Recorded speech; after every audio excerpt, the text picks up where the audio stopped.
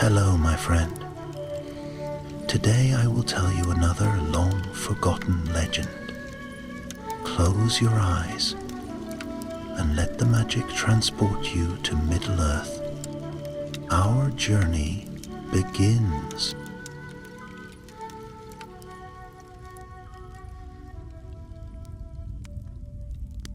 The Shire lay quiet beneath the autumn sky, its hills brushed with gold and russet, and the air filled with the scent of fallen leaves.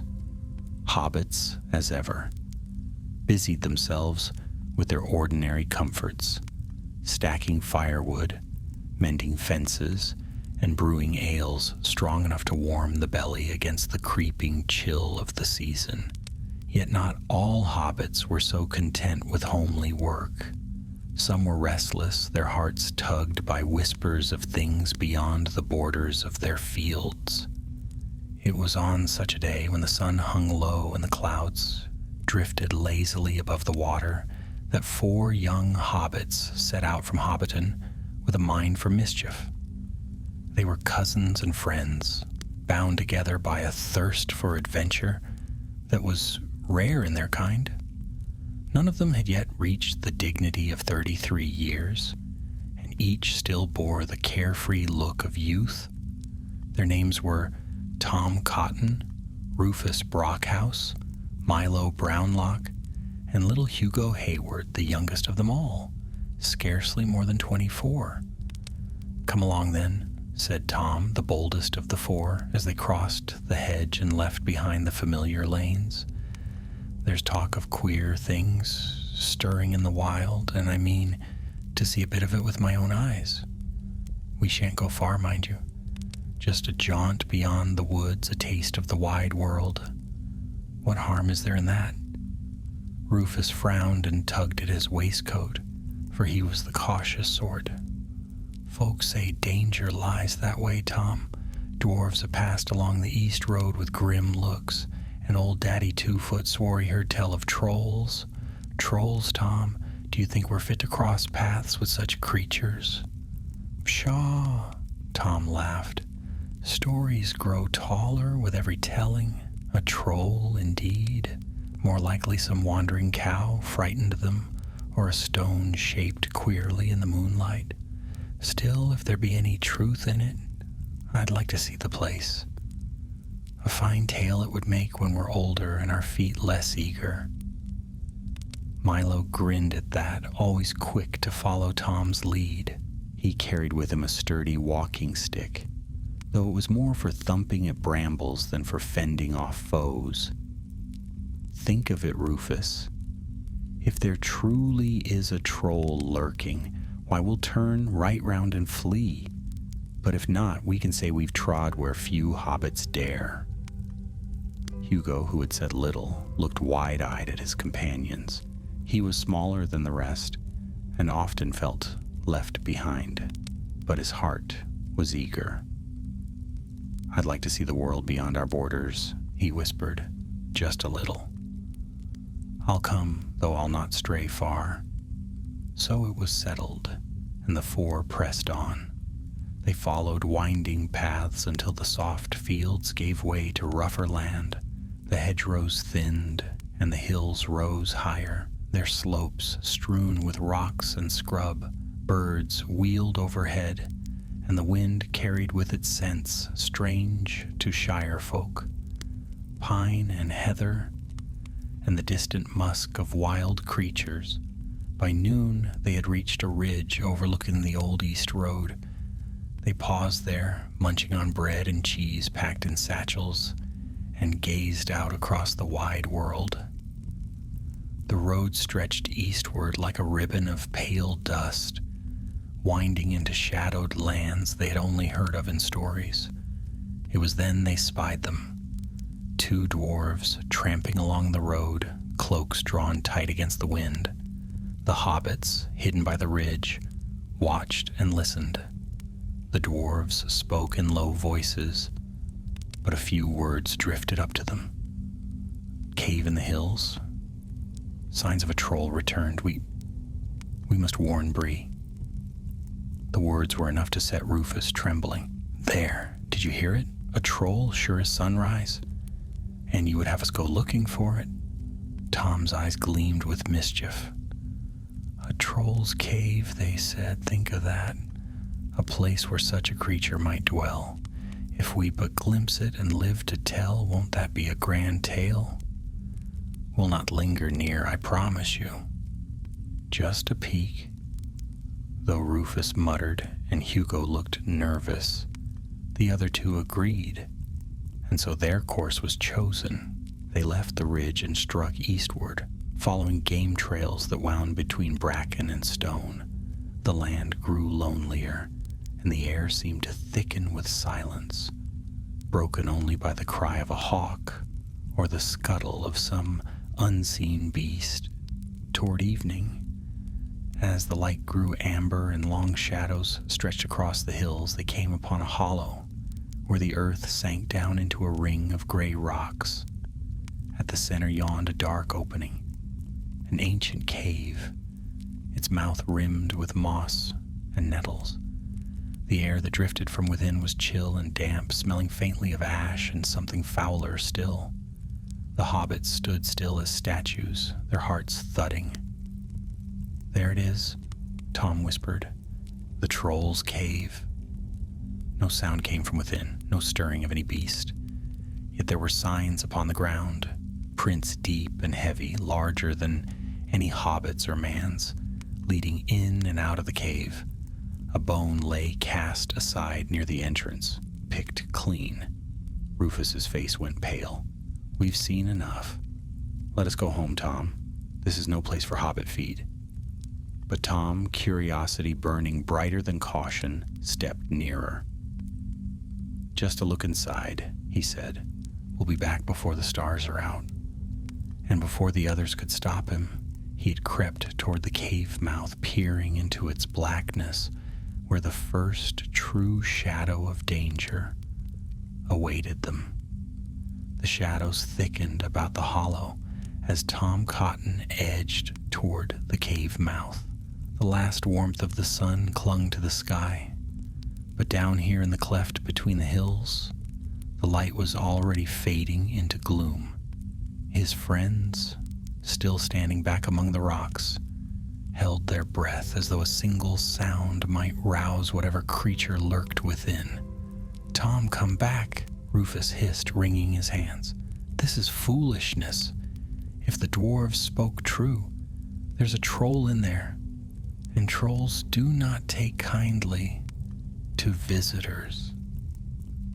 Tom turned his head just enough to grin, though his face looked pale in the dimming light. I only mean to see. If I spot naught but shadows, we'll be off again. And with that, he took 3 small steps closer until he stood at the very lip of the cave.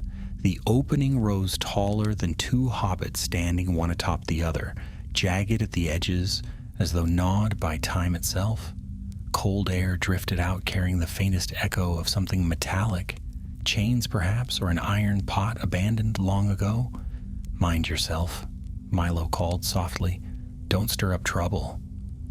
But curiosity is a powerful thing, especially in one young and bold. Tom ducked low and peered inside. At first, he could see little more than shifting darkness. Then his eyes adjusted, and he made out the shape of rough stone walls, a floor littered with bones, and, half buried in the shadows, what looked like a great wooden chest. His heart leapt. A chest in a troll's cave? Surely it held treasure of some kind, forgotten since the days when Bilbo Baggins himself had once passed through these wilds. Every hobbit child in the Shire had heard that tale 100 times, of how Mr. Baggins had outwitted 3 trolls, and how Gandalf's cleverness had turned them to stone. And though Bilbo's adventure was many years past, Tom could not shake the thought that some relic of that old story might lie before him. Treasure, he whispered under his breath. Just imagine. Behind him, Rufus gave a strangled groan. Treasure, you say? Tom Cotton, you'll be the end of us. Come back this instant." But Tom had already taken one cautious step inside, then another, until he stood just beyond the cave mouth. The air was damp and heavy, but still he pressed on, eyes fixed upon the chest. It was then that Hugo, who had been silent all this time, suddenly stiffened. His sharp young ears caught something the others had not, a sound like the crunch of heavy feet on gravel, far off but drawing nearer. His small face went white. "Tom," he squeaked, "something's coming." Tom froze, every muscle tight. He listened, and soon he heard it too, the unmistakable thud of great feet striking the earth. The sound echoed through the hollow, steady and slow, and with each step the ground seemed to tremble. In a panic, Rufus and Milo seized Hugo by the arms and pulled him back into the shelter of the rocks. "It's the troll!" Milo hissed. "He's returning!" Tom's boldness fled in an instant. He darted back toward the cave mouth, but even as he moved, the shadow of something vast and hulking fell across the entrance. A shape loomed there, blocking out what little light remained. The hobbits glimpsed it only for a heartbeat. A huge figure, taller than any man, shoulders like boulders, skin gray and rough as stone. Its arms were long and knotted with muscle, and in its clawed hand it carried a crude club. The stench that wafted from it was foul, like old meat left to rot in the sun. Tom's heart hammered. He slipped behind a rock inside the cave, praying the darkness would hide him. Outside, the others crouched low, barely daring to breathe. The troll lumbered forward, sniffing the air with a noise like a bellows. It grunted, its voice deep and rumbling. "What's this then? A smell I don't know. Not goat, not deer." It sniffed again, and its yellow eyes narrowed. "Hobbit flesh. I know that smell. Been many a year since I've had me a bite of that." Rufus clapped a hand over his mouth to smother a cry. Milo felt his knees go weak, and poor Hugo nearly fainted. Inside the cave, Tom's courage wavered. He pressed himself against the cold stone, hardly daring to move. But the troll's heavy feet scraped closer, and its great nose sniffed the air again, searching. "Best come out, little morsels," it growled. "Saves me the trouble of sniffing you out." It shuffled forward deeper into the cave. Its back was now turned to the hollow outside, where Rufus and the others crouched. Milo, desperate, whispered, "We must do something. Tom is trapped." But what could hobbits do against a troll? None of them had sword or bow, only their sticks and satchels of food. Rufus shook his head, trembling. "If we run, perhaps we can fetch help from Bree. We cannot face that monster alone." Hugo, small though he was, surprised them all by whispering fiercely, "If we run, Tom will be eaten before we return. We must help him now." The truth of it pierced their hearts. They could not abandon their cousin. Meanwhile, Tom edged back slowly, step by step, while the troll's eyes were fixed on the dark corners of the cave. His foot brushed against something on the floor, an old iron pot, rusted through. The scrape of it against stone rang out sharp and clear. The troll swung round at once, its eyes blazing. "There you are!" it roared. In 2 strides it was upon him, its huge hand darting out.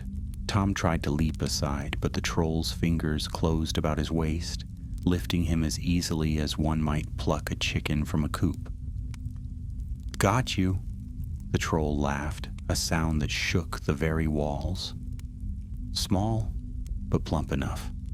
A fine supper tonight. Tom kicked and struggled, but the troll's grip was iron. His friends, hidden outside, saw him lifted high in the air like a doll, and their hearts filled with terror. Rufus nearly collapsed in despair, but Milo grabbed his arm. "We cannot let it carry him off. We must find a way, any way to distract it." Hugo, quick-witted despite his fear, rummaged through his satchel and pulled out a small flask of lamp oil he had brought for their walk, meant for lanterns should the night catch them abroad. "Fire," he whispered. "Trolls fear fire, don't they?" Milo's eyes widened. "Aye, I've heard it said so. Perhaps we can use it." They crouched together, whispering hastily as the troll lumbered deeper into the cave, Tom still writhing in its grip. Time was running short, and they knew that whatever plan they made must be daring, and made quickly. For in moments the troll would have Tom at its mercy. And so, hearts pounding, the three small hobbits began to ready themselves, though none of them knew whether their courage or their luck would hold long enough to save their friend. The cave was colder now, as though the presence of the troll had driven every trace of warmth away. Its heavy steps made the stones tremble, and with each grunt of its foul breath, Tom Cotton felt his courage falter. He dangled in the troll's grasp like a rabbit caught by a farmer, his legs kicking and his voice coming out in frightened gasps. "Let me go! Put me down!" he cried, though his small voice was almost swallowed by the cavern's echo. The troll only chuckled, a low rumbling sound that rattled the bones scattered about the cave floor. "Ah, little morsel," it growled, lifting Tom higher to inspect him in the dim light. "Not much meat on you, but you'll do. Been too long since I had a hobbit. Last one squealed something fierce. Ha! Made it taste better, I reckon." Tom shut his eyes, wishing with all his might that he were back in the safety of his snug hobbit hole, where the only danger was burning the bread in the oven. But he dared not lose hope, for he knew his friends must be near, and if ever he trusted anything, it was their loyalty. Outside the cave, Rufus, Milo, and Hugo crouched behind a cluster of rocks, their hearts hammering. The troll's voice carried clearly to their ears, and the sound of Tom's frightened cries drove any thought of fleeing from their minds. "We must do something," Hugo whispered urgently, his round face pale, but his eyes alight with determination. He clutched the flask of lamp oil in both hands. "If we light this and throw it, we can frighten him. Trolls hate fire. I read it in Mr. Baggins's tales." Rufus looked doubtful, wiping sweat from his brow. "And what if it makes him angrier? Then he'll come stomping out here and crush us all." But Milo shook his head. "It's the only chance we've got. If we sit here trembling, Tom will be roast meat before the hour's out." He glanced at Hugo and gave a sharp nod. "We'll do it." Their plan was hastily set.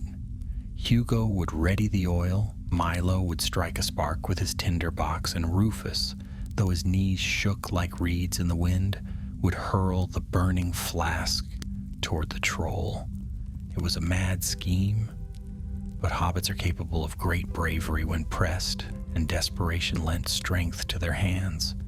Inside the cave, Tom still struggled in vain. The troll lumbered toward a flat stone in the middle of the cavern that served as its crude table. Bones and scraps of hide littered the surface, and an iron spit rested nearby. Tom's blood ran cold at the sight. The troll sniffed at him again, wrinkling its nose. "You smell of butter and bread," it said with a laugh. "Fat on farm food, eh? All the tastier." Tom kicked and squirmed, but the troll's grip only tightened. The creature set him down upon the table with a thump, pinning him in place with one hand. With the other, it reached for a dented pot, muttering, "Best get the fire going then." Just as the troll bent down to fumble with a heap of wood and ashes in the corner, there came a sharp sound. Clink! As glass struck stone. The flask of oil burst apart at the cave mouth, and a tongue of flame leapt high, fed by the scattered oil. For an instant, the whole entrance blazed with firelight, painting the cave walls orange and gold. The troll roared in alarm, shielding its eyes. Firelight danced across its rough skin, and it bellowed, "Witchcraft! Sorcery!" It staggered backward, flinging Tom aside in its fright. Tom tumbled from the table to the ground, bruised but not broken. He scrambled to his feet, coughing, and darted into the shadows. "Here, Tom," hissed Milo's voice from outside. "Run!" The troll, however, was not so easily cowed. With a furious growl, it snatched up its club and stomped toward the fire. Its eyes blazed yellow, and spittle flew from its mouth as it roared, "Tricksters, I'll grind your bones for this." Rufus yelped and ducked behind a rock as the troll swung its club, smashing stone into splinters. Sparks flew as the burning oil hissed and flared. Hugo shrank back, covering his head with his arms. "Scatter!" Milo shouted, pulling Hugo by the sleeve. The three of them darted away from the cave mouth, hoping to draw the troll after them and give Tom a chance to escape. The troll lumbered out, its heavy feet pounding the ground. Smoke and flames clung to its skin, and its club swung in wide arcs that sent pebbles flying. Its roars shook the hollow, a sound dreadful enough to make birds take wing from the hillsides. Tom, seeing his friends in peril, gathered what courage he had left and darted toward the fire. He snatched up a half-burnt branch, its tip still glowing red, and waved it wildly. "Here, over here, you great lump!" he shouted, his voice shrill with fear, but fierce with determination. The troll turned, its eyes narrowing at the sight of the small hobbit brandishing fire. It snarled, but it did not charge, for even trolls respect flame. It hesitated, sniffing the air, and growled deep in its chest. Rufus, Milo, and Hugo seized the moment. They darted to Tom's side, each of them armed now with a branch from the fire. Together they stood in a line, tiny figures facing a towering foe, but their sticks blazed brightly in the dark. "Keep it back," Milo cried. "Wave the fire." They thrust their burning brands forward, and the troll bellowed in anger and frustration. It swung its club again, but the hobbits scattered, darting this way and that, always waving the flames before its eyes.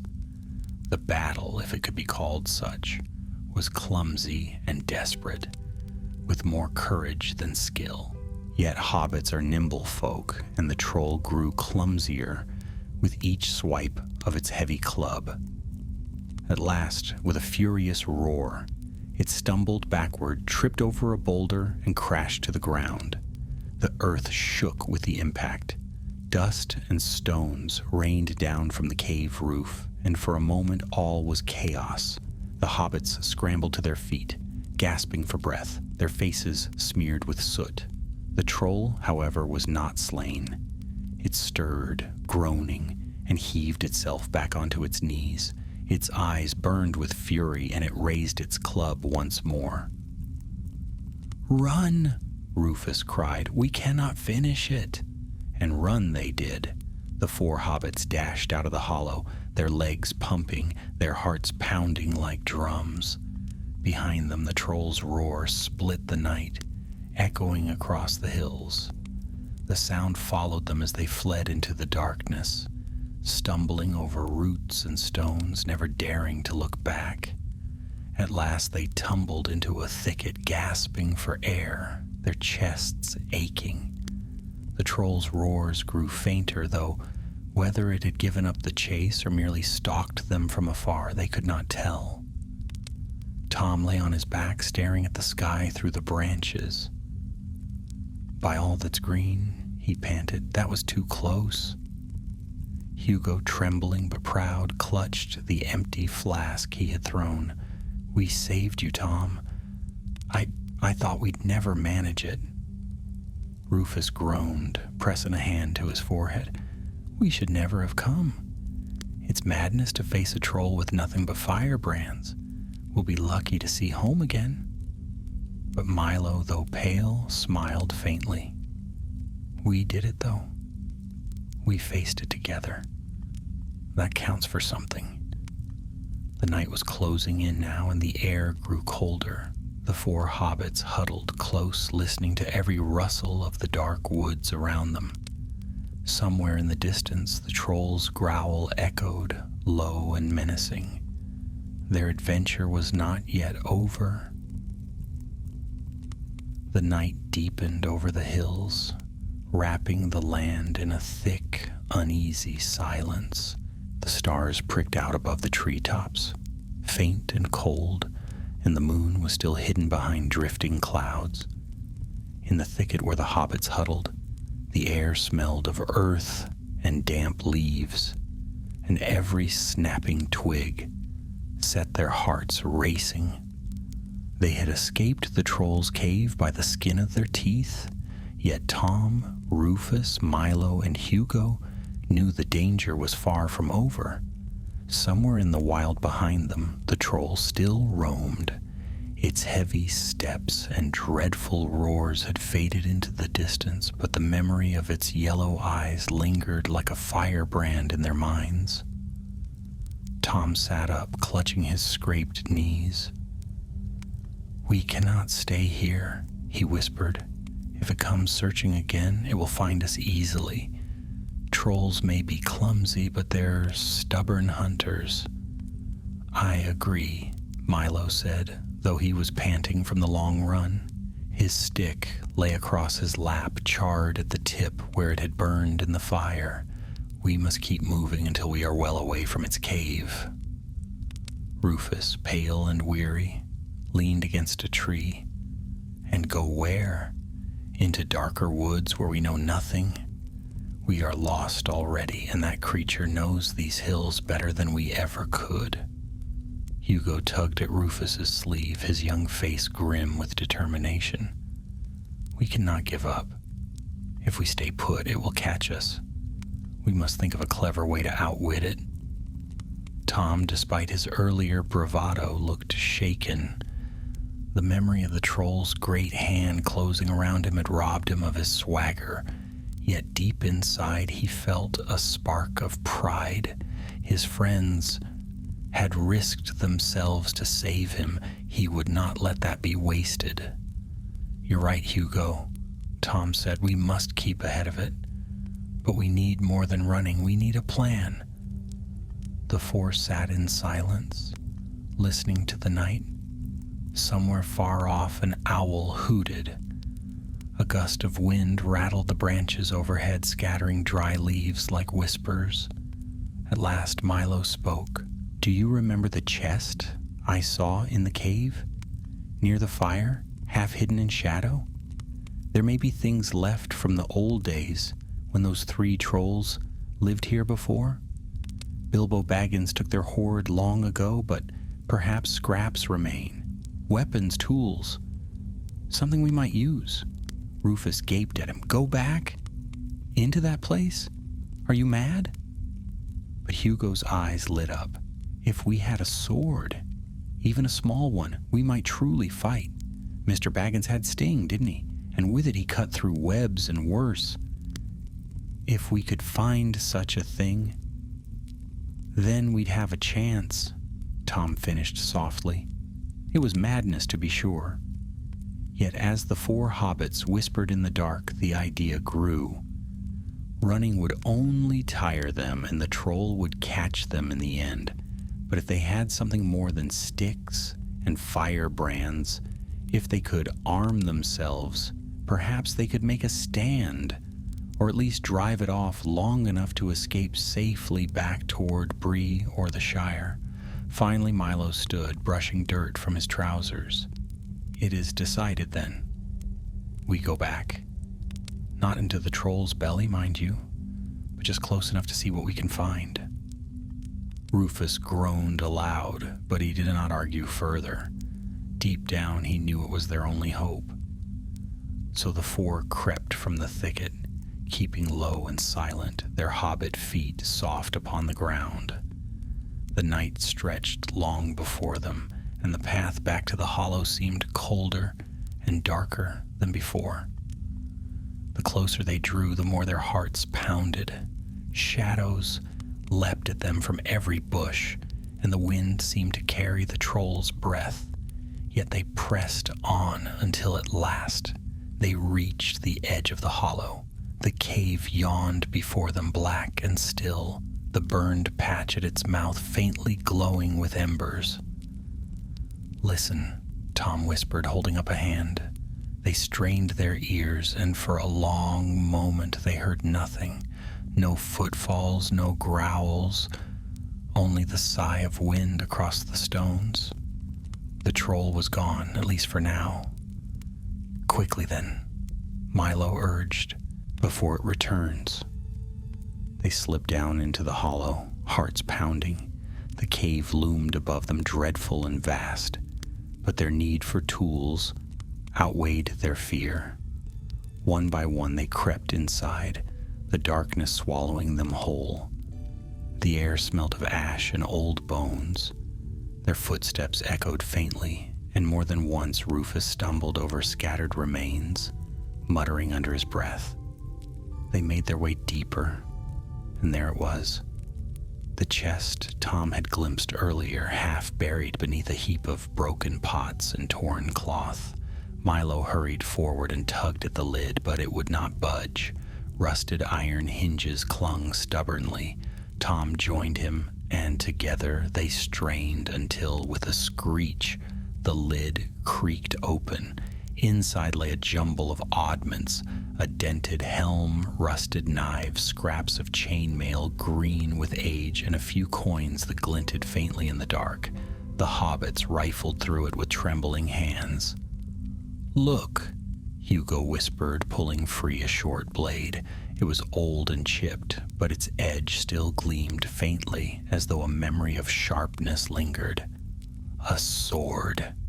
Milo took it carefully, testing its weight. To a hobbit, it was nearly the length of his arm, more a short sword than a dagger, but it gleamed truer than anything they carried. "This will do," he said firmly. Rufus found a small axe, its head dulled but heavy. He wrinkled his nose but kept it, muttering, "Better than nothing." Tom dug out a battered shield, no larger than a serving tray. It was cracked down one side, but the iron rim still held. He slung it across his arm, feeling strangely braver with it. And Hugo, dear Hugo, discovered a lantern tucked in the corner of the chest, half filled with thick oil. His face lit with excitement. "With this, we can keep fire with us always." For a moment their fear eased. They were still hobbits, small and untrained, but now they were hobbits with tools. A spark of hope stirred. But hope is a fragile thing, and it flickers quickly. A sound reached them then, faint but terrible, the crunch of heavy steps on gravel. The troll was returning. Rufus dropped the axe with a clang, and all four froze. "It's back," hissed Tom. "Quickly hide." They scrambled behind a heap of rocks at the far side of the cave, clutching their newfound weapons to their chests. The lantern's faint glow was muffled under Hugo's cloak, though its scent of oil lingered in the air. The troll's shadow filled the cave mouth, vast and menacing. It ducked inside, sniffing the air with suspicion. Thought I smelled smoke again. Tricksy little pests creeping where they don't belong." Its eyes swept the cavern, yellow and searching. Its club scraped the floor, sending sparks flying. The hobbits crouched lower, their hearts thundering so loud they feared the troll would hear. Closer it came, sniffing, grumbling to itself. Then its gaze fell upon the chest, open now, its contents scattered. The troll's lips peeled back in a snarl. "Thieves!" it roared, its voice booming like thunder. "Filthy little thieves!" The sound shook the cave, and the hobbits knew their hiding place would not shield them for long. Their trembling hands tightened on sword, axe, shield, and lantern. The battle was not yet over. The troll's bellow thundered through the cavern, shaking dust from the ceiling and setting the bones on the ground rattling. The sound of its fury made the hobbits' very teeth chatter. "Thieves!" it roared again, its enormous fists clenching. Its yellow eyes gleamed in the dimness, burning like lanterns in the dark. "Crawling vermin, sneaking into my cave, taking what's mine." Behind the jagged pile of rocks, the four hobbits crouched in terror. Tom held his cracked shield tight against his chest. Rufus clutched the axe so hard his knuckles were white. Milo's hand shook as he gripped the short sword, and Hugo struggled to keep the lantern muffled beneath his cloak so its glow would not give them away. The troll lumbered further in, each footstep booming like a drumbeat. It sniffed, and the sound was wet and snorting, like a hound picking up a scent. "I smell ye," it growled. "Little folk, sweat and fear. Think you can hide? Ha! I'll find you, and when I do..." It swung its club without warning, smashing it down upon the rocks near where the hobbits huddled. The stones splintered, shards flying in every direction. Dust filled the air, choking them. Hugo squeaked in fright, the lantern slipping from his arms. The troll's eyes snapped toward the sound. "There you are!" it snarled, and with a lunge that made the ground quake, it charged. "Scatter!" Tom cried, and the hobbits darted apart like startled rabbits. The troll's club came crashing down where they had been, sending chunks of rock skittering across the floor. Rufus scrambled up onto a ledge, clutching the axe. He swung wildly as the troll's hand groped for him, the dull blade glancing off its knuckles. The creature roared in pain and snatched its hand back, but the blow had been little more than a scratch. Milo darted forward, sword raised, and jabbed at the troll's leg. The blade nicked its hide, leaving a shallow cut. Black blood welled up thick and tar-like. The troll howled and kicked, sending Milo sprawling across the ground. His sword clattered away into the dark. Tom rushed to his side, raising the battered shield just as the troll's club came down. The impact rang like a great bell, shoving Tom backwards and nearly snapping his arm with the force. But the shield held, cracked further, yes, but it had spared him from being crushed flat. Meanwhile, Hugo, trembling from head to toe, snatched up the lantern. His hands shook so badly he almost dropped it, but he fumbled it open and struck a spark with Milo's tinderbox. A weak flame flared to life, then grew stronger, filling the lantern with golden light. "Here," Hugo shouted, surprising even himself with the strength of his voice. He held the lantern high and darted toward the troll, waving it in front of the creature's face. The troll reeled back, bellowing. Its eyes narrowed against the glare, and it raised an arm to shield its face. "Fire, you nasty little rats! Keep it away from me!" The hobbit seized the chance. Rufus leapt down from his ledge and joined Tom in pulling Milo to his feet. The four of them scrambled together, lantern and shield at the front. "Keep the light on it," Tom panted. "Drive it back." Step by step, they pressed forward, the lantern's glow forcing the troll to retreat deeper into the cavern. It swung its club blindly, smashing stalagmites and sending echoes booming through the cave, but it dared not let the fire touch it. Milo, regaining his sword, darted in with quick jabs at the creature's legs whenever it faltered. Rufus swung his axe, clumsy but determined, striking sparks from stone when he missed. Tom kept the shield raised, deflecting splinters of rock and fending off the troll's wild swings. And Hugo, little Hugo, bravely held the lantern aloft, the firelight flickering across his pale, determined face. For a moment it seemed the hobbits might succeed. The troll's back pressed against the far wall, its roars shaking the cave. The light blinded it, and their small weapons stung like wasps. But then, with a cunning glint in its eyes, the troll stooped suddenly and scooped up a handful of loose stones. With a grunt, it flung them at the hobbits. The barrage clattered across the ground, one stone striking Rufus's shoulder and another knocking the sword from Milo's hand. Hugo stumbled, nearly dropping the lantern. The troll seized its chance. It lunged forward, knocking Tom's shield aside and sweeping all four hobbits off their feet. With one swing of its massive arm, they tumbled in a heap, dazed and bruised. The lantern rolled across the floor, its flame guttering dangerously. The troll loomed above them, club raised high, its shadow stretching long across the walls. "Now I've got ye," it roared, drool dripping from its crooked teeth. 4 little morsels, all at once, a feast fit for a king? The hobbits clung to one another, their hearts sinking. This, they thought, must surely be the end.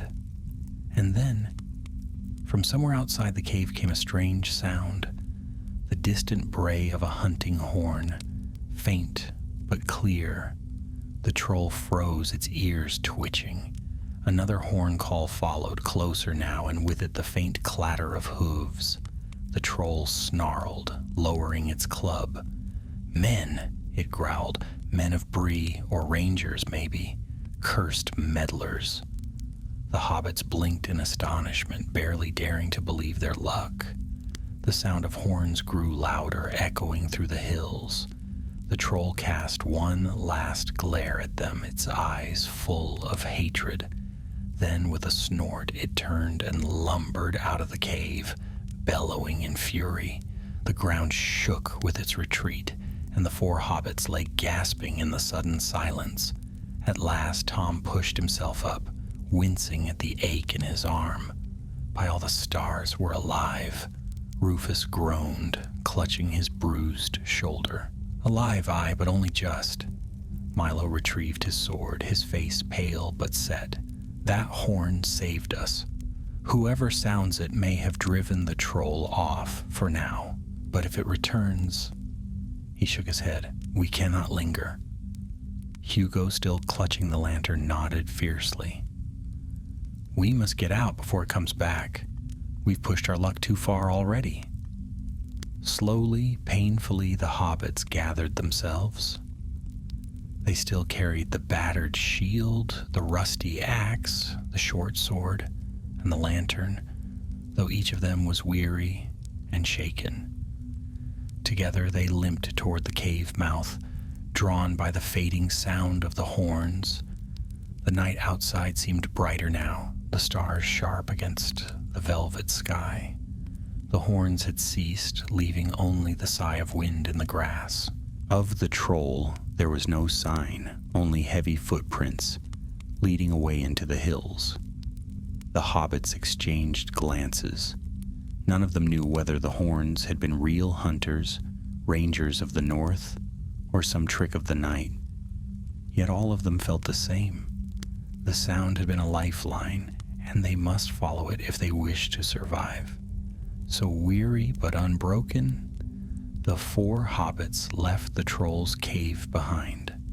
They stumbled across the wild hills, lantern glowing faintly in Hugo's hand, their hearts lifted by the faintest spark of hope. But in the shadows far ahead, the troll still lurked. Its rage had not cooled, and its hunger had not waned, and it would not forget the smell of hobbit flesh.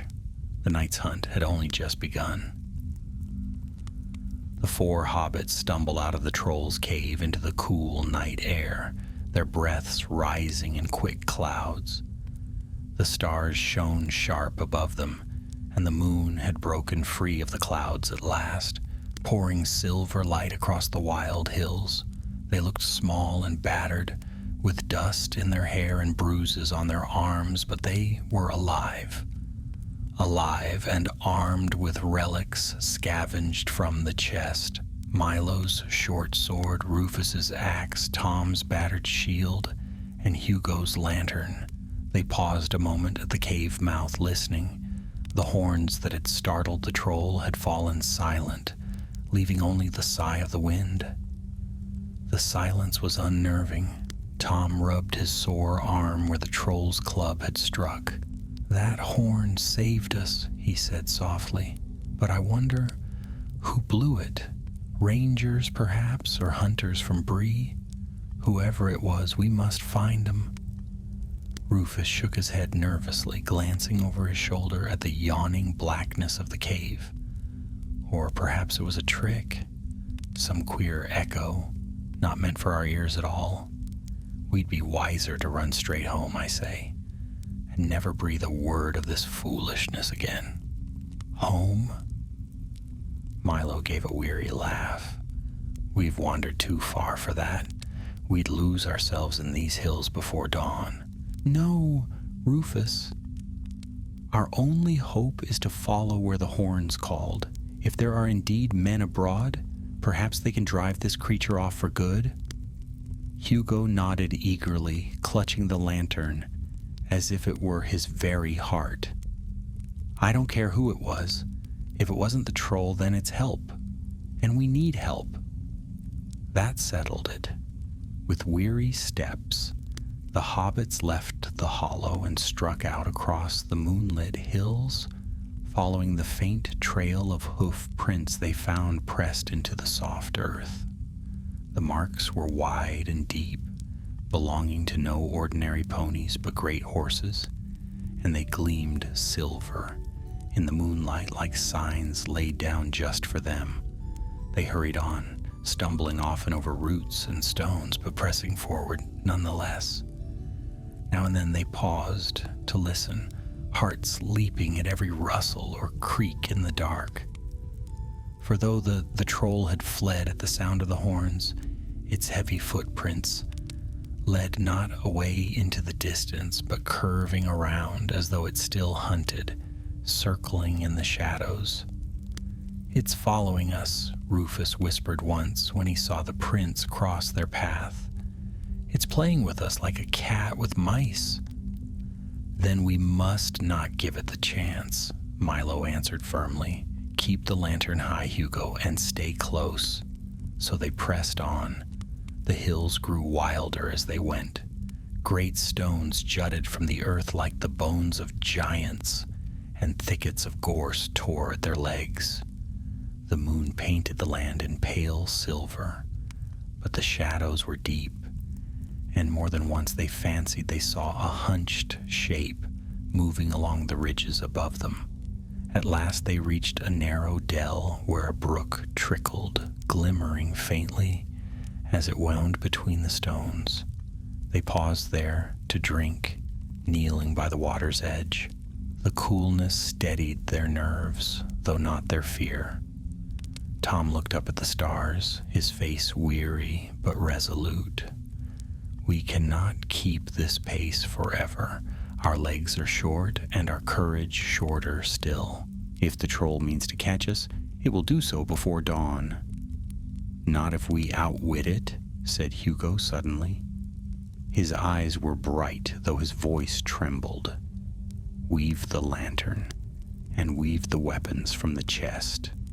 We could set a trap, turn its own cave against it." The other three stared at him in astonishment. "A trap?"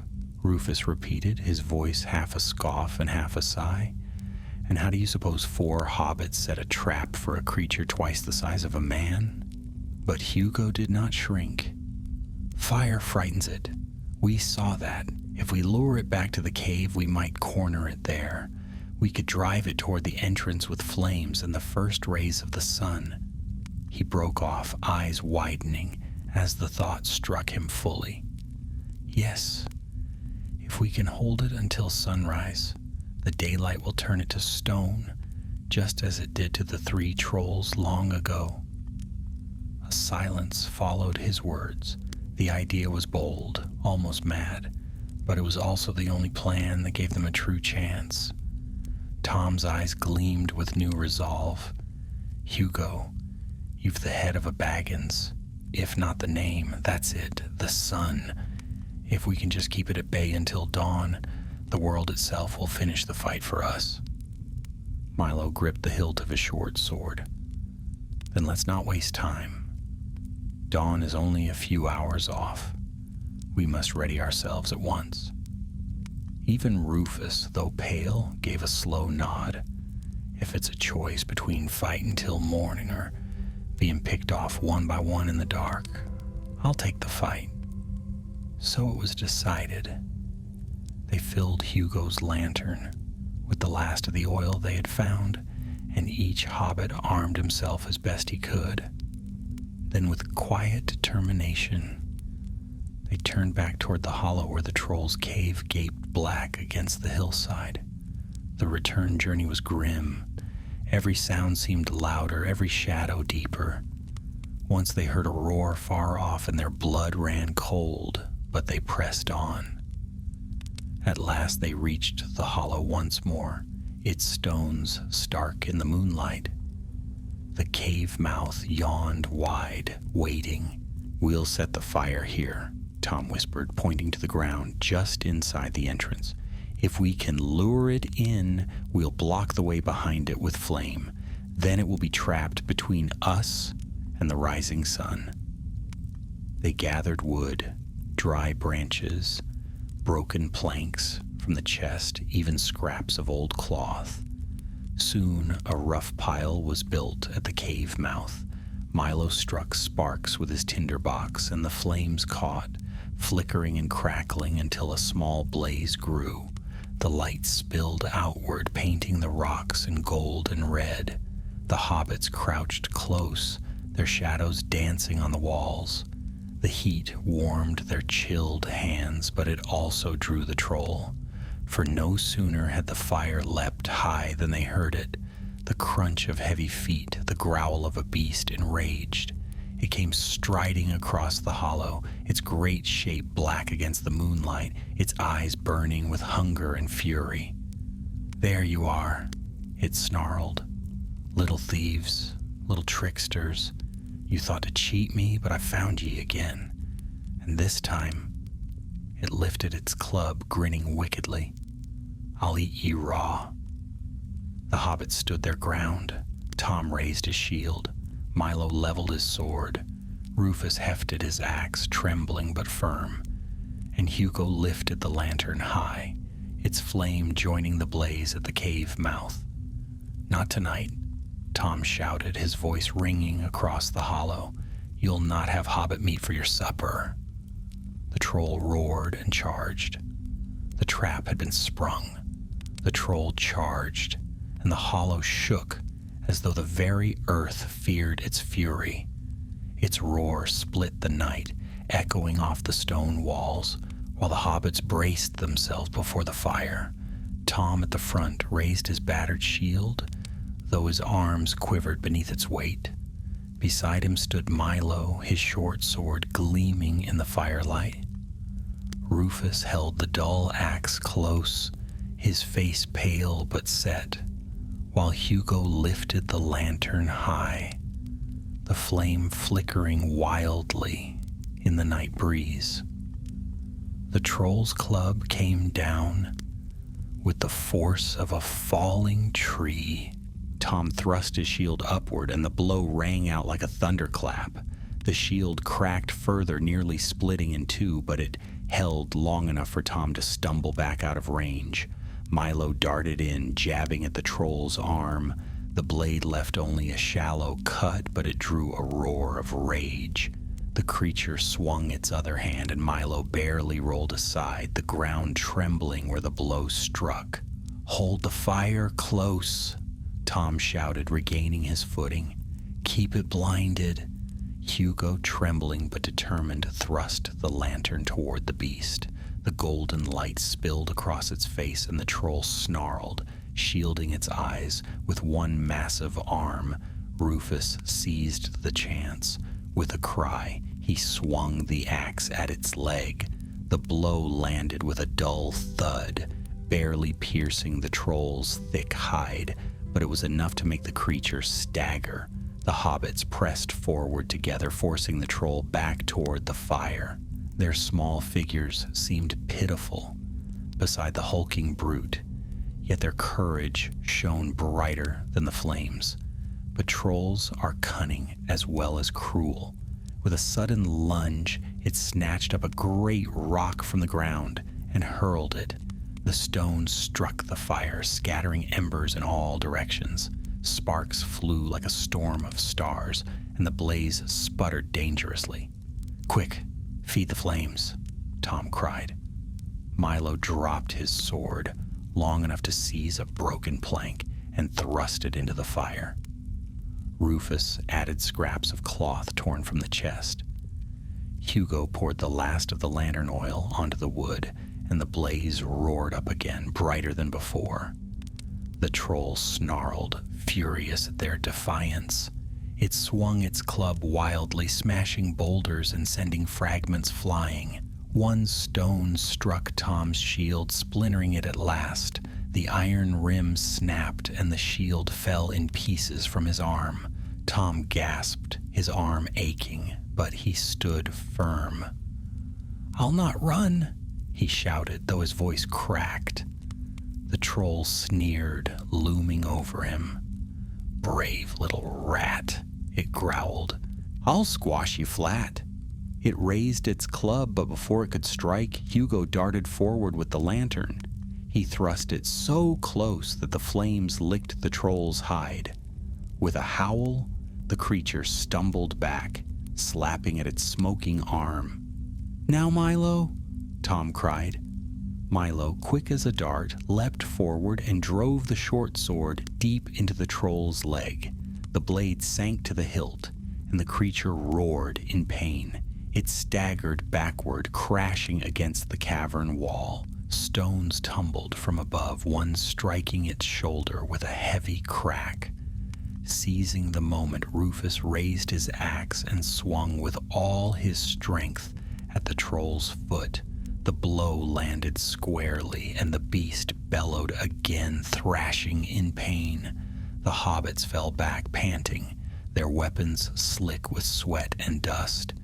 For a heartbeat, it seemed they might have turned the tide, but the troll, maddened by pain and rage, rallied. It lurched forward, swiping with its massive arms.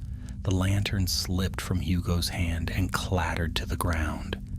The flame within flickered dangerously, threatening to go out. "No," Hugo cried, diving after it. He caught the lantern just before it tipped, shielding the flame with his body. The light burned on, weak but steady. The troll, seeing its prey distracted, lunged for him.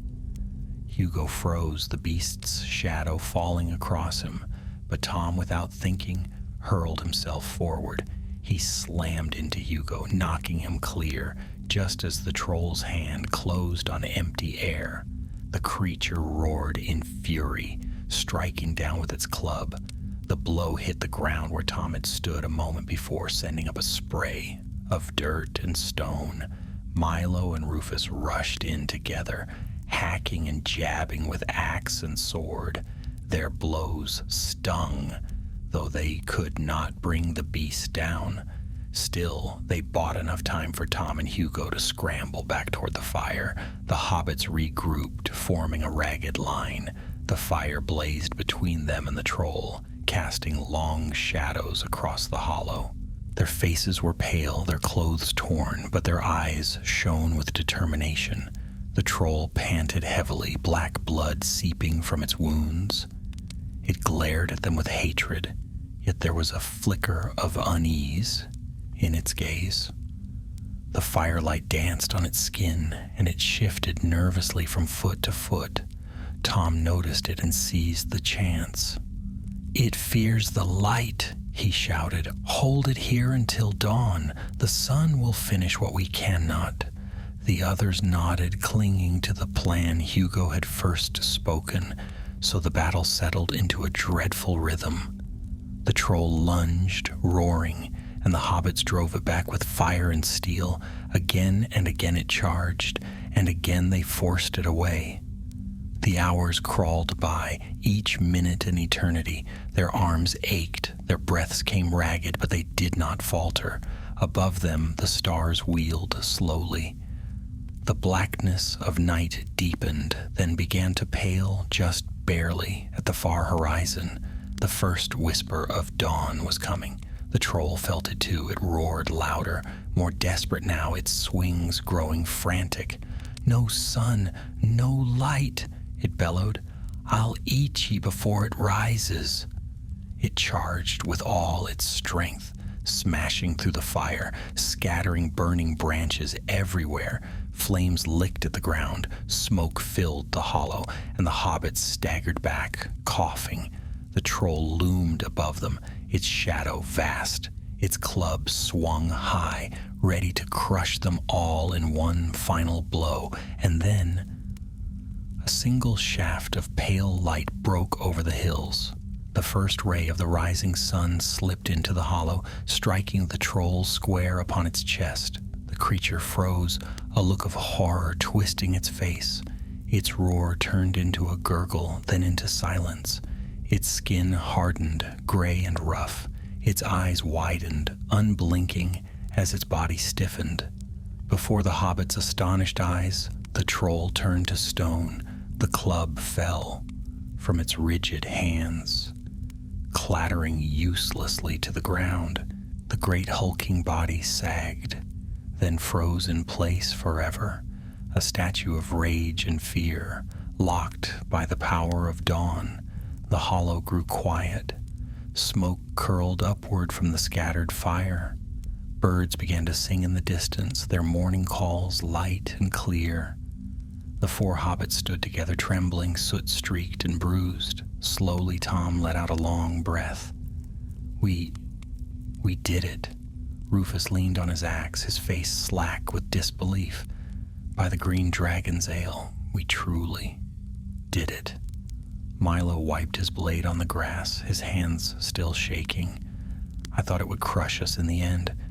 But the sun, Hugo's plan, it worked." Hugo, clutching the battered lantern, blinked up at the stone troll. His small face was pale, but his eyes shone with wonder. "We've beaten a troll," he whispered, "just like Mr. Baggins." For a long moment they stood in silence, staring at the stone giant that had so nearly been their doom. Then, one by one, they began to laugh.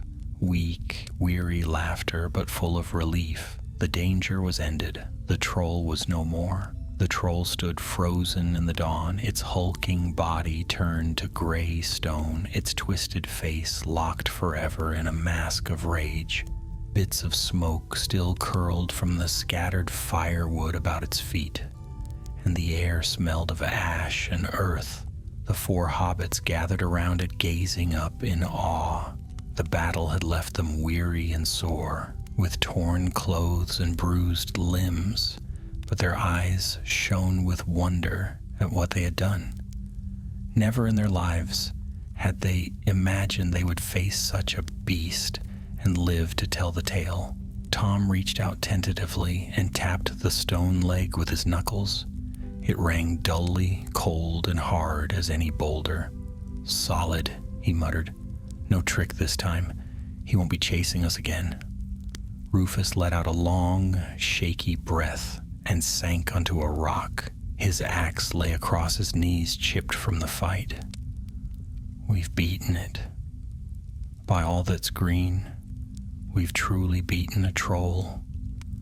And without Gandalf, without Mr. Baggins, just us. Milo gave a crooked smile.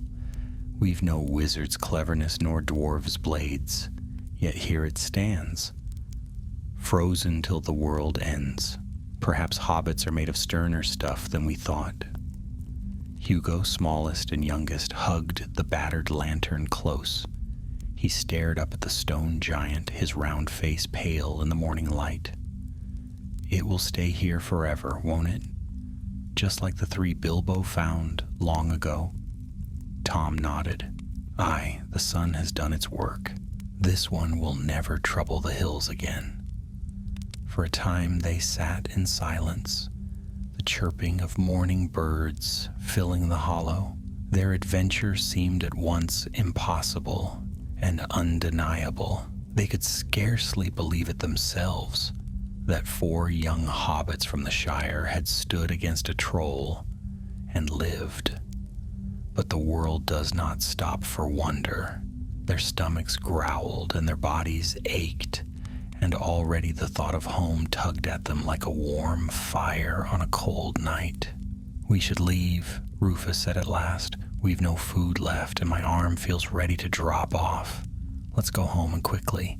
If we don't, folk will think us missing, or worse. Tom frowned.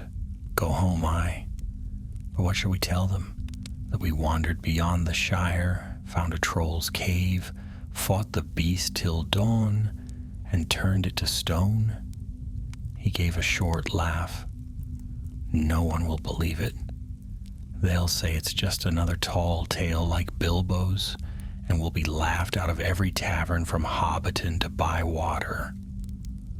Milo sheathed the short sword at his side, though it looked comically large for a hobbit. I don't care if they believe it or not. We'll know it's true. That will be enough. Hugo, however, shook his head fiercely. We must tell. Folk ought to know there are trolls this near to the Shire. What if more come? What if others aren't as lucky as we were? The 3 older hobbits looked at him in surprise. His voice trembled, but his eyes were steady, and they realized that Hugo, for all his youth, had grown braver than any of them that night. Tom sighed. Perhaps you're right. But if we tell, we must tell it plain, with no boasting. The truth alone is wild enough. They agreed at last that they would make for Bree, where men might believe their tale more readily. From there, they could find the road back toward the Shire. But first, curiosity drew them to search the cave one last time. Inside, the shadows lingered despite the morning light. The chest they had opened still lay half buried in debris, its scraps scattered across the floor. Milo and Tom rummaged through it again, finding little more than rusted knives, broken pots, and a few coins green with age. Yet Hugo discovered a small leather pouch tucked in a corner. Inside were a handful of silver pennies, old and worn, stamped with the image of a king long forgotten. They'll not buy much, Rufus said, peering over his shoulder, but they'll prove where we've been at least. Tom also found a small dagger, its blade nicked but serviceable. He turned it in his hand thoughtfully. Better to carry something than nothing, he said, sliding it into his belt. When they emerged from the cave, the sun was higher, spilling gold across the hills. The stone troll loomed at the entrance, a grim guardian of their secret. They stood for a moment in the bright morning air, breathing deeply as though to wash away the stink of smoke and fear. Then, with weary but steady steps, they began the long trek eastward toward Bree. The journey was no easy one. Their feet ached and hunger gnawed at their bellies. They had eaten the last of their bread the day before, and though they searched the hedges for berries and roots, little could be found in the barren hills. Still they pressed on, taking turns carrying the lantern and keeping watch for signs of pursuit. Now and then they thought they heard the echo of distant hoofbeats, faint and fleeting, but no rider appeared. Perhaps the horns they had heard in the night had belonged to rangers, unseen guardians of the wild who had moved on before dawn, or perhaps it had been no more than a trick of sound. The mystery remained, but the hobbits were too weary to ponder long. By afternoon, the land softened into gentler slopes. Trees appeared once more, their branches heavy with autumn leaves, and the call of birds returned. It felt almost like stepping back into a kinder world, far from the shadow of the cave. Still, unease clung to them. More than once Rufus glanced behind, half expecting another troll to appear. "If there was one, there may be more," he muttered. "We've stirred a hornet's nest, I fear." "Then we must warn folk," Tom replied firmly. "We've a duty now, whether we like it or not." At last, as the sun dipped low, they reached the east road. The sight of its pale ribbon winding westward toward the Shire filled their hearts with longing. Yet they turned their faces east, toward Bree, for they knew they must speak their tale before seeking the comfort of home. Traveling along the road was easier than scrambling through the wild hills, though their legs dragged with weariness. They passed no travelers, for it was late in the day, but the sight of cart tracks and hoof prints comforted them. They were back upon a path trodden by many feet, not alone in the wilderness.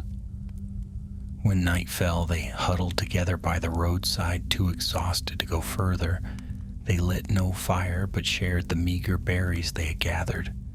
Hunger gnawed, but the thought of soft beds and Bree gave them strength. Hugo leaned against Tom, eyes heavy with sleep. "Do you think they'll believe us?" he murmured. Tom ruffled his hair gently. "I don't know, lad.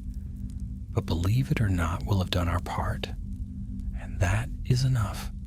Milo lay back, gazing at the stars. "Still, I'll wager this tale will be told in the Shire one day, whether they believe it or not. 4 hobbits and a troll. It has a ring to it." Rufus grumbled, though there was a smile on his lips. "If it's told, it should come with a warning. Never follow Tom Cotton when he gets a fancy in his head."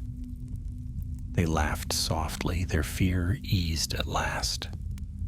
And under the cold stars, they drifted into uneasy sleep, their dreams filled with shadows and firelight, and the face of a troll turned to stone. The hobbits woke stiff and sore by the roadside, the dawn chill clinging to their cloaks.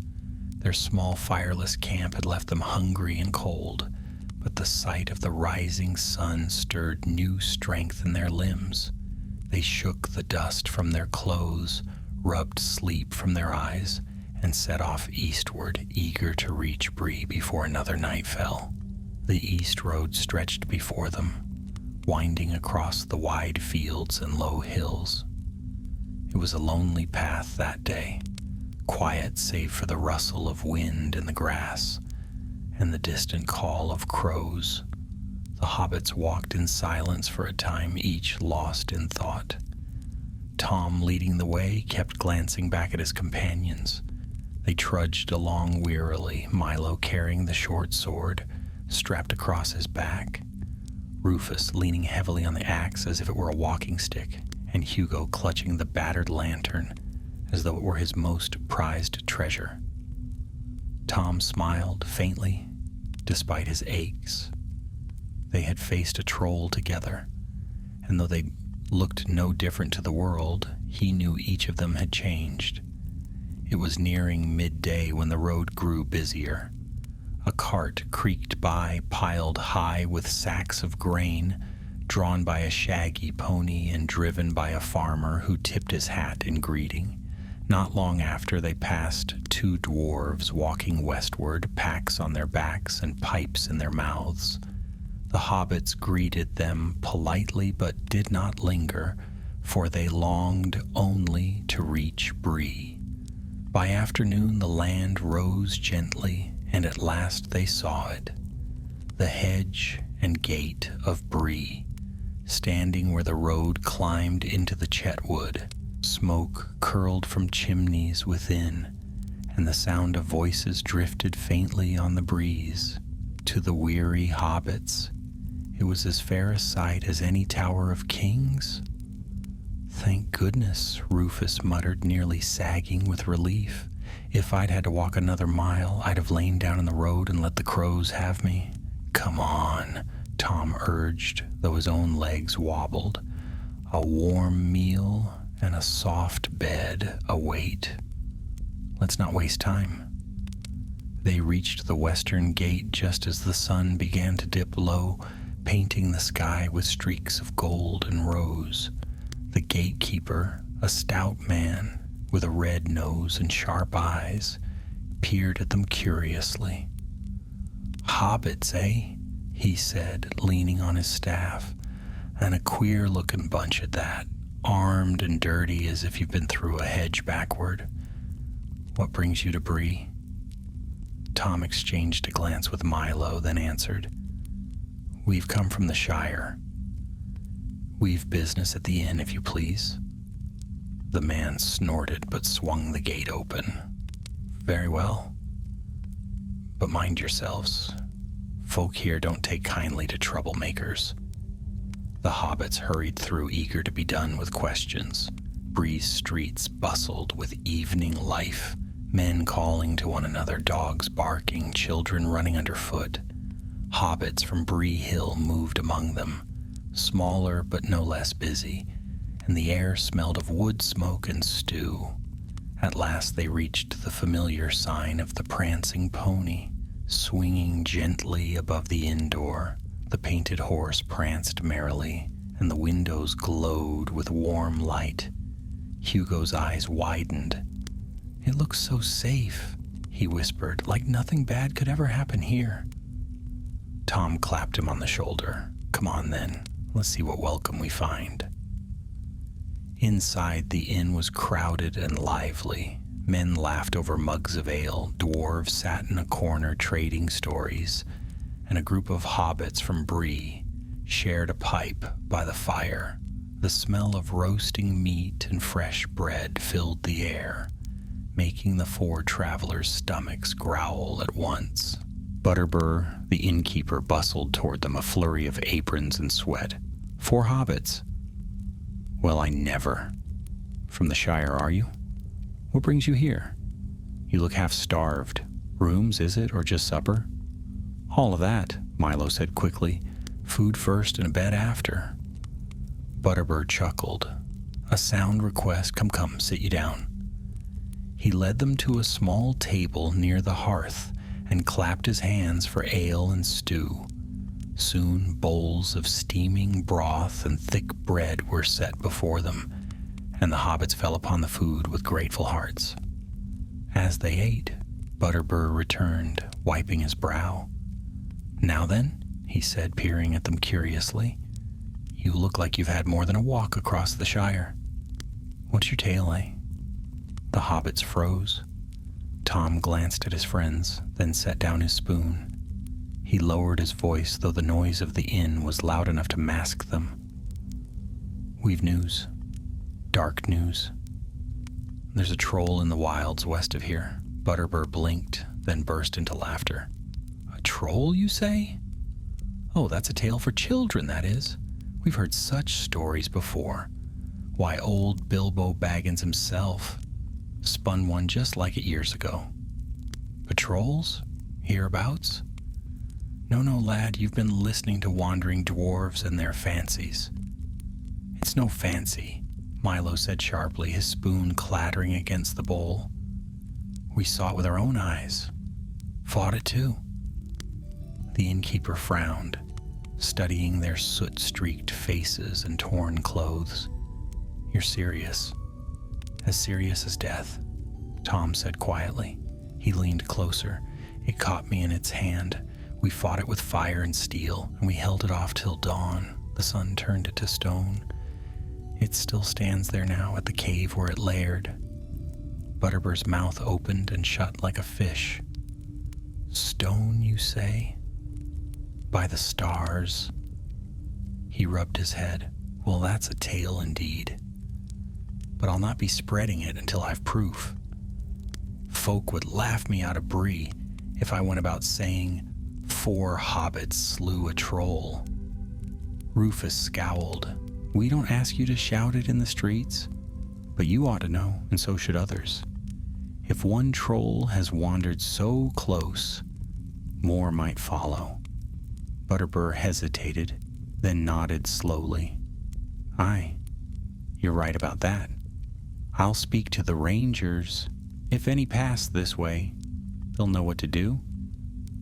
As for you 4, eat your fill, rest your feet, and thank your luck you lived to tell it. The hobbits exchanged glances, a quiet pride stirring in their hearts. Their tale had been met with doubt, as they expected, but the truth was out, and that was enough.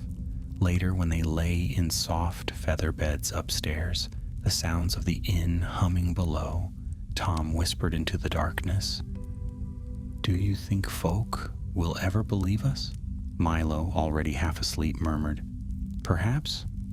Perhaps not, but we'll remember, and that's enough. Rufus grunted. Enough for you, maybe. I'll be glad to forget it. But Hugo's small voice piped up, firm and bright. I'll never forget. One day, I'll tell it to my children, and they'll know hobbits can be brave. The others fell silent at that, for there was nothing more to say. Outside the night deepened, calm and safe, within the walls of Bree. But far off in the wild, where hills rose lonely and dark, shadows stirred. For though one troll had fallen to the sun, others wandered still. And the world beyond the Shire was full of greater dangers yet. Morning in Bree broke with the clatter of hooves on cobbles, the bark of dogs, and the chatter of townsfolk beginning their day. Sunlight spilled across the streets, gilding the thatched roofs and the hedge that circled the town. The prancing pony bustled with life from early hours, and the smell of fresh bread drifted up the stairs, where the 4 weary hobbits still lay asleep. Tom was the first to stir. He blinked at the pale light filtering through the shutters and stretched, groaning at the ache in his limbs. The battle with the troll had left him bruised and sore, though it felt strangely like a dream now. He rolled over and saw Hugo curled up under his blanket, clutching the battered lantern even in sleep. Milo snored softly on the other side of the room, while Rufus lay sprawled, one foot sticking out from beneath his quilt. Tom smiled faintly. For all the terror they had endured, here they were, alive and safe, as though they had never left the Shire at all. Yet he knew, in his heart, things had changed. He could feel it in the weight of the dagger at his belt, in the ache of his arm, in the memories that burned bright as fire behind his eyes. Soon enough, Butterbur's lad knocked on the door, bringing them bread, butter, and steaming mugs of tea. The hobbits fell upon the food eagerly, talking little as they ate. Only when their bellies were full did Tom speak. We must decide what to do now, he said, brushing crumbs from his waistcoat. We've told our tale to Butterbur. He'll pass it on to the rangers, if any come this way. That much is done. The question is, do we head straight home or linger? Home, Rufus said at once. Home as quick as our feet will carry us. I've had my fill of trolls, thank you, and I'd like nothing better than my own bed in the Shire. Safe and snug.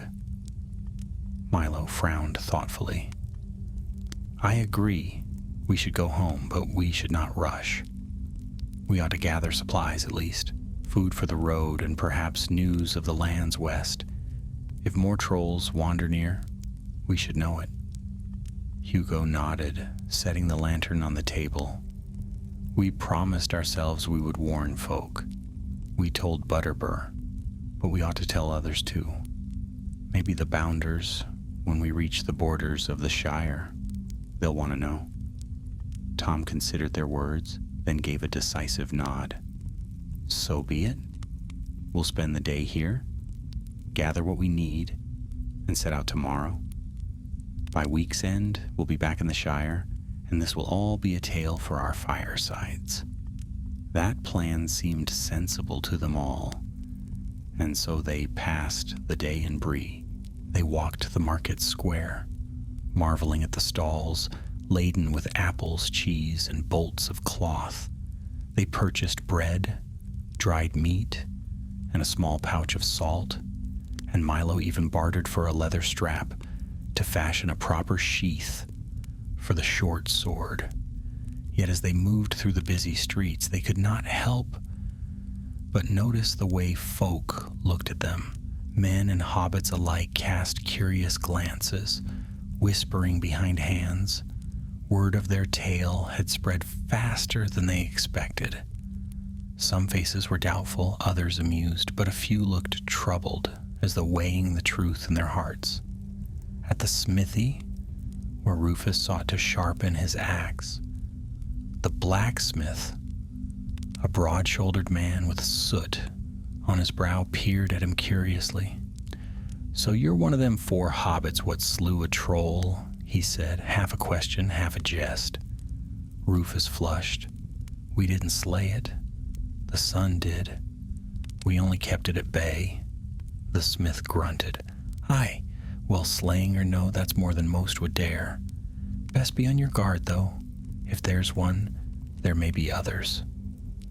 The words lingered in Rufus's mind long after they left the smithy. That evening, the 4 sat together in the common room of the Prancing Pony. The inn was crowded once more, with travelers swapping stories and laughter filling the air.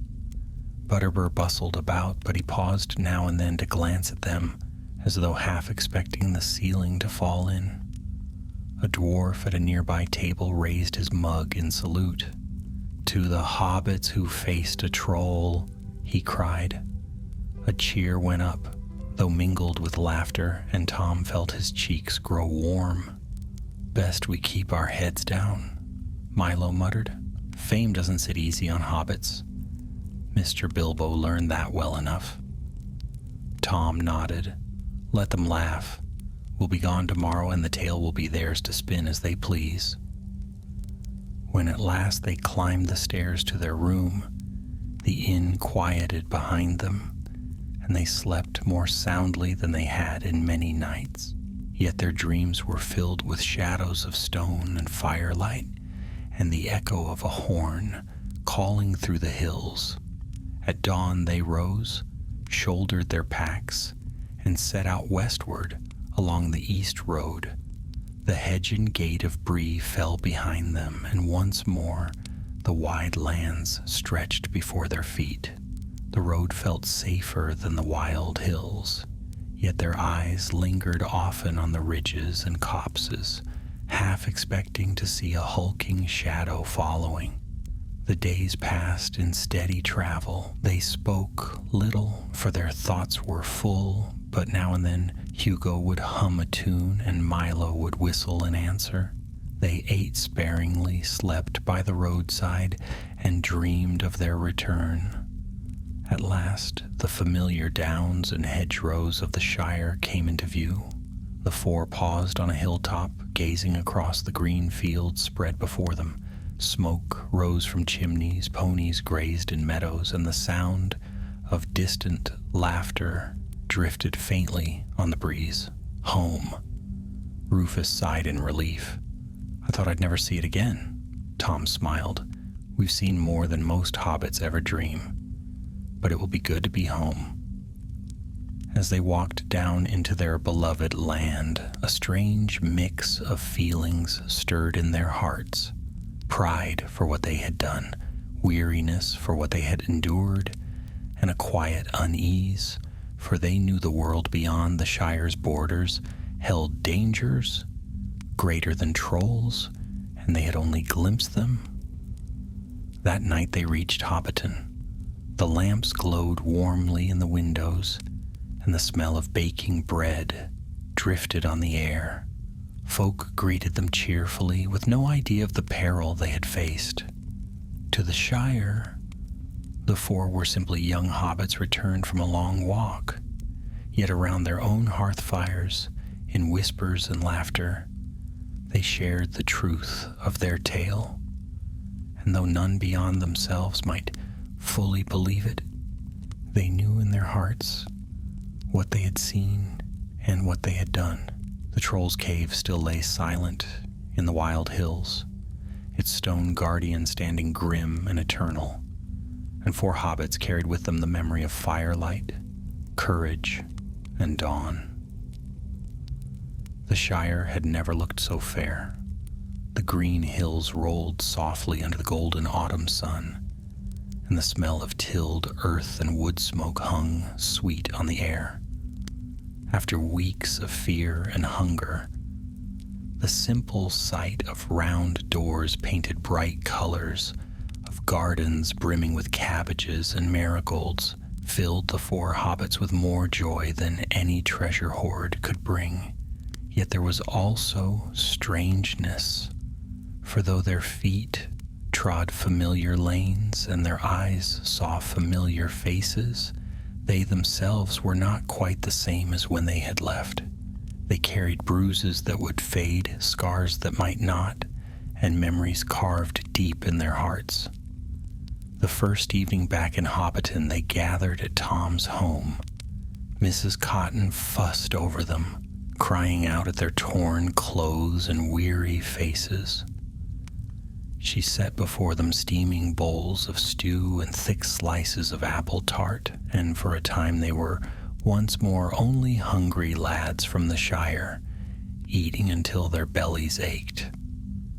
But when the dishes were cleared and the lamps burned low, Tom's father leaned across the table and fixed them with a shrewd eye. "Now then," he said, "out with it. Where have you been? And what trouble have you found? Don't think you can fool me with talk of long walks. I can see in your faces you've been beyond where hobbits ought." The four looked at one another. Rufus shifted uneasily in his chair. Milo toyed with the hilt of the short sword, now sheathed and hidden beneath his cloak. Hugo clutched the lantern tight, as though afraid it might be taken from him. At last Tom spoke. "It's true, Father. We went beyond the borders of the Shire. We wandered far into the wild hills.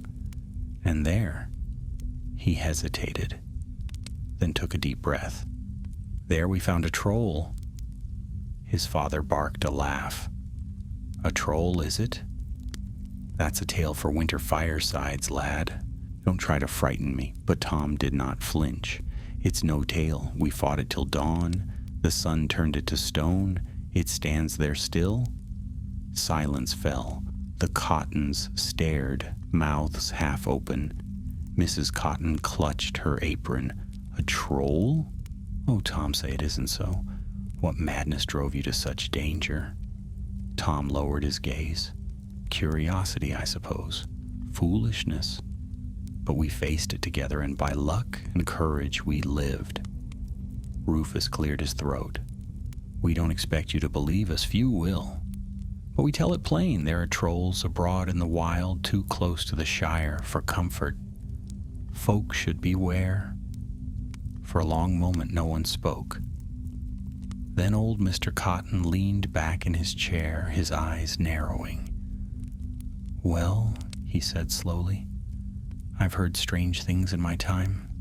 Tales of dwarves and dragons, of wizards and wandering folk.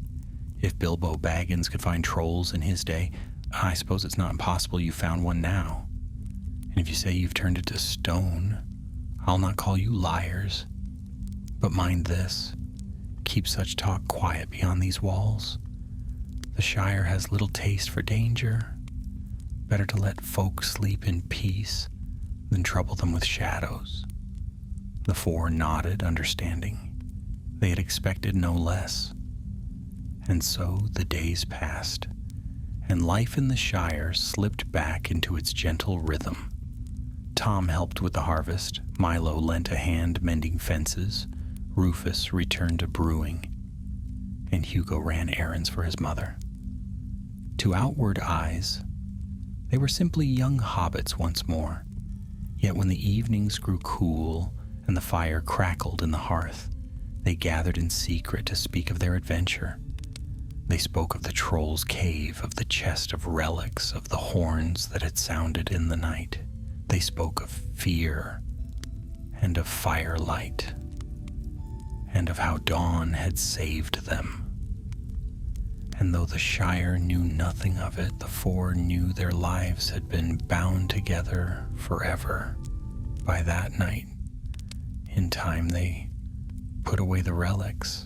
Milo hung the short sword above his mantle, where it gleamed faintly in the firelight. Rufus set the axe aside, vowing never to use it again save in need. Tom kept the dagger close, a reminder of courage found in darkness. And Hugo, dearest Hugo, polished the lantern until it shone and set it by his bedside as a token of light against shadow. Seasons turned, and the memory of the troll faded into whispers. Yet the four never forgot.